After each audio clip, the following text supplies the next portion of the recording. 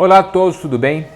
Primeiramente gostaríamos de pedir desculpas, porque faz tempo que nós não postamos vídeos neste canal. É porque nesse momento estamos preparando o nosso site e tenho certeza que você vai gostar muito do nosso site. Por quê? Porque nós teremos vários artigos políticos, além de cursos de geopolítica, história, direito, economia, religiões, ideologias e conceitos políticos e até idiomas. E por que estamos oferecendo tantos cursos? Por quê? Porque para que você tenha um conhecimento profundo e abrangente de política, é necessário que você também estude as outras áreas de conhecimento que estão relacionadas à política. Então, eu tenho certeza que você vai gostar muito do nosso site.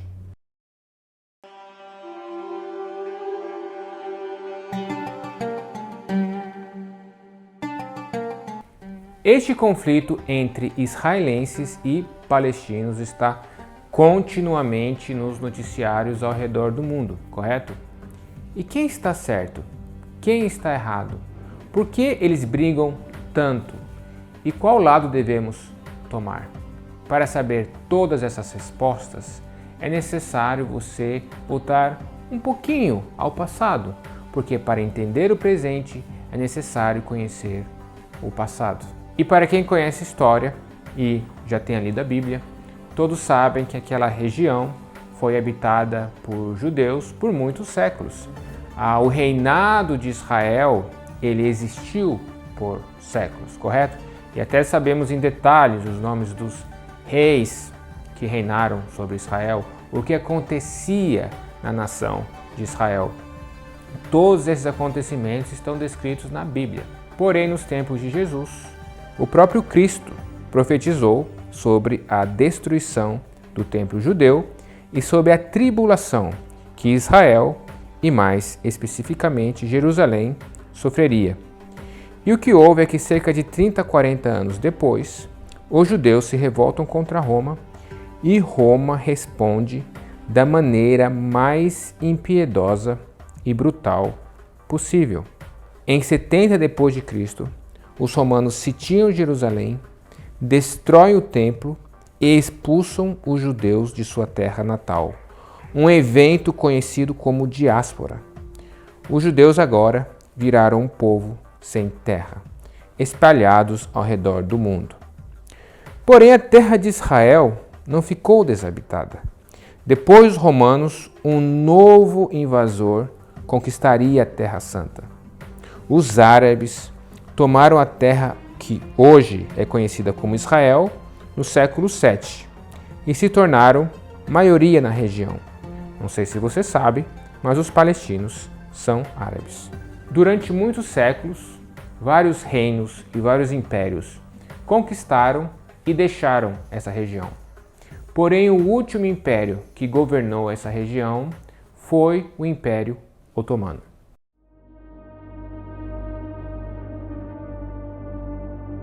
O Império Otomano conquistou povos de várias religiões, por exemplo, cristãos, judeus, muçulmanos, e eles governavam esses povos através de um sistema conhecido como millet, onde cada grupo religioso se autogovernava de acordo com as suas tradições religiosas, desde que todos aceitassem a supremacia do Islã e o domínio do sultão.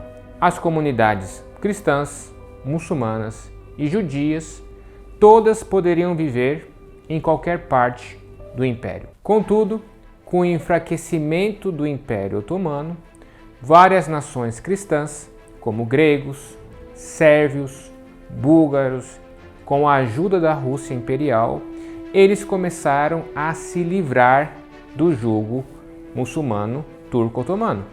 Então, os povos cristãos dos Balcãs foram os primeiros a se libertarem do jugo turco-otomano muçulmano e criarem os seus novos reinos ou países cristãos independentes. Por quê? Porque eles não queriam mais serem governados por um império muçulmano. porque apesar do Império Otomano respeitar essas religiões, ainda considerava os cristãos como cidadãos de segunda classe. Contudo, conforme os cristãos ganhavam a sua independência e estabeleciam os seus países ou reinados, havia uma mudança radical demográfica. Os cristãos, sérvios, gregos, búlgaros, romênios, começaram a se mover, a se mudar para esses novos países e reinados, e os povos muçulmanos começaram a fugir desses novos reinados. Por quê? Porque o cristão não queria mais continuar a viver sob o domínio islâmico turco-otomano e os muçulmanos não gostariam também de viver sob o governo de maioria cristã desses novos países. Então esse detalhe é muito importante você entender, porque em breve algo parecido vai acontecer no Oriente Médio. Contudo, o Império Otomano ele não era apenas um império multirreligioso, ele era também um império multiétnico, correto? Ou seja, assim como existiam vários cristãos de várias etnias, como cristãos sérvios, cristãos gregos, cristãos romênios, cristãos armênios, também existiam vários povos muçulmanos de várias etnias, como árabes, turcos, curdos, etc. E com isso, o desmembramento do Império Otomano continuava. E desta vez, os árabes, que eram da mesma religião que os turcos, começaram a lutar também pela sua independência. E com a ajuda dos ingleses e de um tal Lawrence das Arábias, talvez você já tenha assistido este filme. You know, fear English? My fear is my concern. We need a miracle. They hope to gain their freedom. I'm going to give it to them. The man who gives victory in battle is prized beyond every other man. It's going to be fun.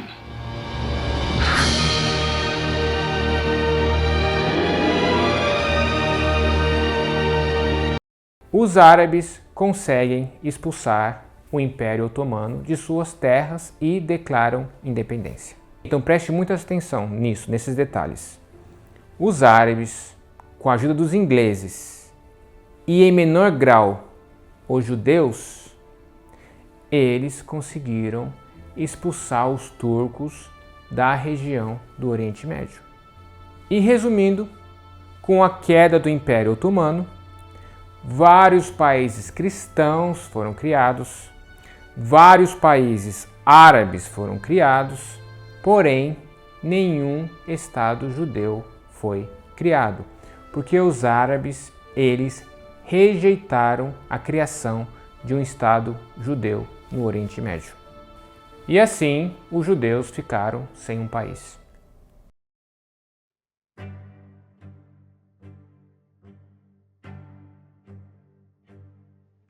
Então vamos voltar um pouquinho no tempo. Enquanto as nações cristãs dos Balcãs começavam a se tornar independentes e novos países e reinos cristãos eram formados e estabelecidos, os judeus na Europa, eles acompanhavam tudo isso bem atentamente. E neste período, os judeus europeus decidiram criar o movimento sionista. E qual é o objetivo do movimento sionista? O objetivo do movimento sionista é criar um Estado judeu em sua histórica terra natal. Com isso, vários judeus ao redor do mundo começaram a se mover em massa para a região hoje conhecida de Israel.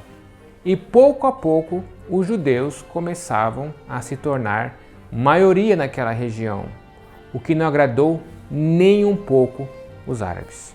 E lembrem-se, depois da queda do Império Otomano, os árabes rejeitaram veementemente a criação de um Estado judeu na Palestina ou na região atual de Israel. Porém, depois da Segunda Guerra Mundial e do quase extermínio judeu, a comunidade internacional estava mais aberta à criação de um Estado judeu. E os judeus ainda mais dispostos a criarem o seu próprio país. A ONU propôs a criação de um Estado judeu e de um Estado árabe palestino. Os judeus aceitaram esta proposta e os árabes não aceitaram. Isso fez com que a animosidade entre judeus e árabes aumentasse ainda mais. E por fim, o conflito armado se estendeu por toda a região e grupos paramilitares judeus começaram a conquistar terras árabes e expulsar os seus habitantes, fazendo uma expulsão étnica para que os judeus se tornassem maioria ainda mais na região. Em 1948, os judeus declaram a criação do Estado de Israel e, como resposta, Egito, Síria, Líbano, Jordânia, Iraque, apoiados pela Arábia Saudita e Iêmen, declaram guerra ao novo Estado de Israel. Uma guerra que Israel saiu vitorioso e com mais terras conquistadas. E em 1949, a ONU reconhece a existência do Estado de Israel. Isso gera uma mudança demográfica ainda mais acentuada. Judeus de todo o Oriente Médio e de países de maioria islâmica começam a se mudar para Israel com medo de represálias. E assim, o Estado de Israel fica ainda mais populoso e demograficamente judeu.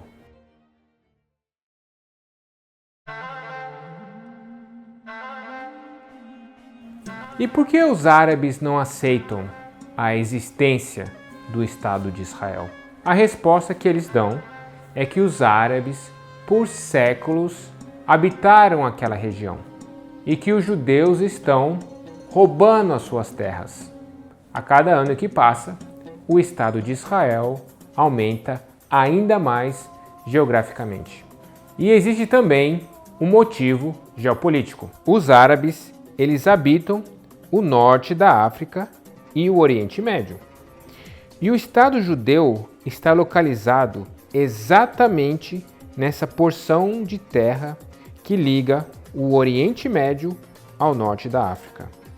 Geograficamente falando, o Estado de Israel divide o mundo árabe em dois. E isso inibe um futuro gigantesco país árabe que engloba todos esses países árabes pequenos. Ou seja, para o nacionalista árabe, o Estado de Israel impede a criação de um mega-estado árabe. É por isso que os árabes apoiam tanto a causa palestina. Para os árabes, a região que hoje corresponde à Síria, Líbano, Jordânia e Palestina sempre foi chamada de Sham. O termo palestino nunca existiu. Palestinos é um termo novo que os árabes criaram para os habitantes árabes que habitam nessa região de Israel ou Palestina, para que um Estado árabe fosse criado naquela região. Além do motivo nacionalista, existe também o motivo religioso. Porque não apenas árabes, mas muçulmanos de todo o mundo geralmente odeiam o Estado de Israel. Porque para o muçulmano, Jerusalém é a terceira cidade mais sagrada no Islã. E a mesquita Al-Aqsa é a terceira mesquita mais sagrada no Islã. O que, curiosamente, foi construído em cima do local onde o antigo templo judeu permanecia. Os muçulmanos têm o hábito de construir uma mesquita em cima dos locais sagrados dos povos que eles conquistam, para mostrar que a religião deles, ou seja, o islamismo, é superior a todas. Os muçulmanos transformaram a Águia Sofia, a igreja mais importante para os católicos ortodoxos, em uma mesquita. Os muçulmanos também construíram mesquitas nos locais sagrados hindus quando eles conquistaram a Índia. E por fim, construíram o Domo da Rocha, ou a Mesquita Al-Aqsa, no local mais sagrado do judaísmo, para mostrar a superioridade do Islã. Então, para um árabe nacionalista e para um muçulmano fervoroso, a existência do Estado de Israel é algo inconcebível.